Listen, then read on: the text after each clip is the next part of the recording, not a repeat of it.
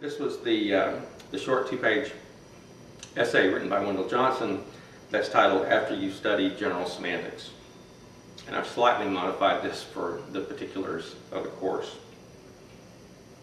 Wendell Johnson says, generally speaking, you will make applications to two large groups of problems or situations, those that are essentially personal and those that you will call professional or relatively impersonal. A word about each of these should help somewhat. With regard to personal problems, it is to be emphasized that over the years you have grown accustomed to your own behavior and to the behavior of people in the world about you. You have a strong tendency to take for granted whatever is thoroughly familiar to you. Your notion of what is normal is therefore determined largely by the behavior, beliefs, attitudes, customs, and social conditions which you have come to take more or less for granted as right or natural or customary. This means that even though you and your environment may be obviously below par, you may feel that you have no personal problems. Many people become so thoroughly accustomed to the frictions, bad feelings, irritabilities, frustrations, blue moods, confusions, and general flounderings of their own day-to-day existence that nothing short of murder or stark insanity strikes them as particularly peculiar.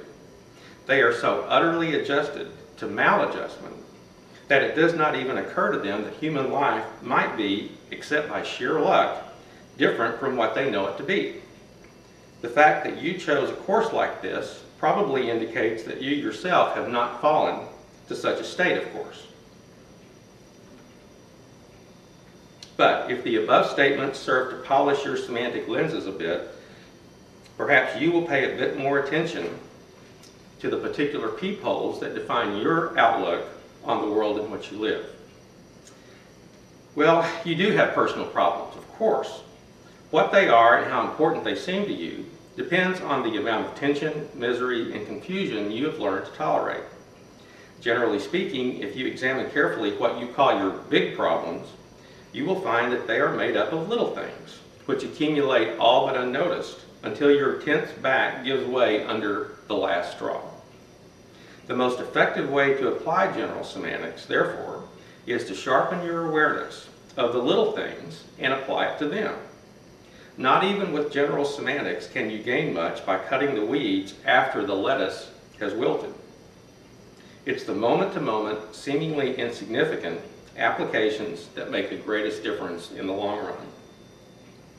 Aside from the problems you have which center around intimately personal concerns and relationships, you also have the problems that arise in the course of your work, in a profession, or business, or in running a household, in learning a trade, a skill, a game, or in teaching something to others. General semantics can be put to use in many ways by doctors, lawyers, teachers, editors and writers, radio program directors, motion picture executives, housewives, students, merchants, etc., through the long catalog of human occupations. Wherever symbols are used and evaluations are made, wherever there are problems to be solved, use can be made of the method, the principles, the basic orientations which general semantics involves.